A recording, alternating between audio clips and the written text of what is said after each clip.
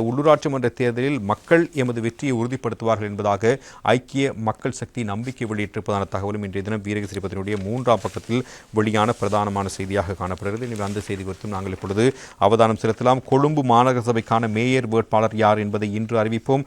அரசாங்கம் செல்லும் வழி தவறானது என்பதற்கான சமிஞ்ஞையை இந்த தேர்தலில் மக்கள் காண்பிப்பார்கள். இந்த முறை உள்ளூராட்சி மன்ற தேர்தலில் மக்கள் எமது வெற்றியை உறுதிப்படுத்துவார் என்று ஐக்கிய மக்கள் சக்தியினுடைய பொதுச் செயலாளர் ரஞ்சித் மத்துப பண்டார தெரிவித்திருக்கிறார். கொழும்பு மாவட்ட செயலகத்தில் நேற்று வேட்புமனுக்களை தாக்கல் செய்ததன் பின்னர் ஊடகங்களுக்கு கருத்து தெரிவிக்கின்ற பொழுதுதான் அவர் இந்த விடயத்தை சுட்டிக்காட்டியிருந்தார்.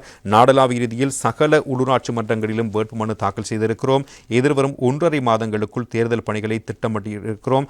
அரசாங்கம் செல்லும் வழி தவறானது என்பதற்கான சமிஞ்ஞை இந்த தேர்தலில் மக்கள் காண்பிப்பார்கள். கடந்த தேர்தல்களில் வாக்களிக்காதவர்கள் இந்த முறை ஐக்கிய மக்கள் சக்திக்கு வாக்களித்து எமது வெற்றியை உறுதிப்படுத்துவார்கள் என்று நம்புகிறோம்.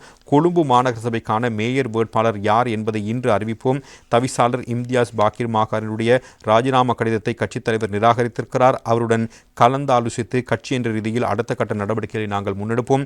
அரசாங்கம் தவறான முடிவுகளை எடுக்கும் போது எதிர்க்கட்சிகள் அனைத்தும் ஒன்றிணைந்து அதற்கு எதிராக குரல் கொடுக்க வேண்டும். பிரதான எதிர்க்கட்சி என்ற ரீதியில் எமது கடமைகளை நாம் சிறப்பாக நிறைவேற்றுவோம். கடந்த காலங்களைப் போன்று இந்த முறையும் கொழும்பில் பாரிய வெற்றியை பதிவு செய்வது என்பதான தகவலை அவர் வெளிப்படுத்தியிருக்கிறார். கம்பஹாவில் வேட்புமனு தாக்கலின் பின்னர் ஊடகங்களுக்கு கருத்து வெளியிட்ட பாராளுமன்ற உறுப்பினர் ஹர்ஷன ராஜகருணா, கம்பஹா மாவட்டத்தில் சகல உள்ளூராட்சி மன்றங்களிலும் வேட்புமனுக்கள் தாக்கல் செய்திருக்கிறோம். அரசாங்கத்திற்கு ஒரு செய்தியை கூறும் வகையில் சிறந்த வெற்றியை நாம் பெற்றுக்கொள்வோம். தேர்தல் பெறுபவர்களின் மூலம் சமூகத்தில் யதார்த்த நிலைமையை அறிந்து கொள்ள முடியும். தமக்கு எந்தவிதமான போட்டியும் இல்லை என்று கூறிக்கொண்டிருக்கும் இந்த அரசாங்கத்தின் ஆணவமே அதன் தோல்விக்கு காரணமாக அமையும். ஏமாறுவதற்கும் வரையறை இருக்கிறது. எனவே மாற்றத்தை ஏற்படுவதற்கு இந்த முறை எம்முடன் இணையுமாறு மக்களுக்கு அழைப்பு விடுக்கிறோம் என்பதாக அவர் சுட்டிக்காட்டியிருக்கிறார். அதுபோலவே சாகல ரத்நாயக்கவும் ஒரு விடயத்தினை சுட்டிக்காட்டியிருக்கிறார். மேயர் வேட்பாளர் குறித்து அடுத்த வாரம் அறிவிப்பு என்பதுதான் அந்த செய்தியினுடைய தலைப்பாக காணப்படுகிறது.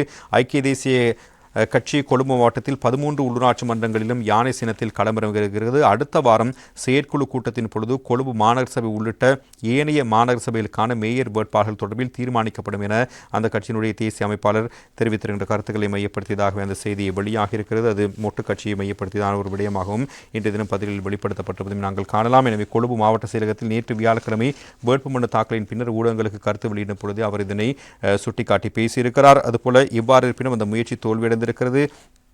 யானை சின்னத்தில் களமிறங்கியிருக்கிறோம். மக்களுக்கு சேவையாற்றிய பலமிக்க குழுக்களை நாம் களமிறக்கியிருக்கிறோம். அதற்காக இந்த முறை சிறந்த வெற்றியை பெற முடியும் என்பதான விடயமும் அவரால் வெளிப்படுத்தப்பட்டிருப்பதையும் நாங்கள் காணலாம்.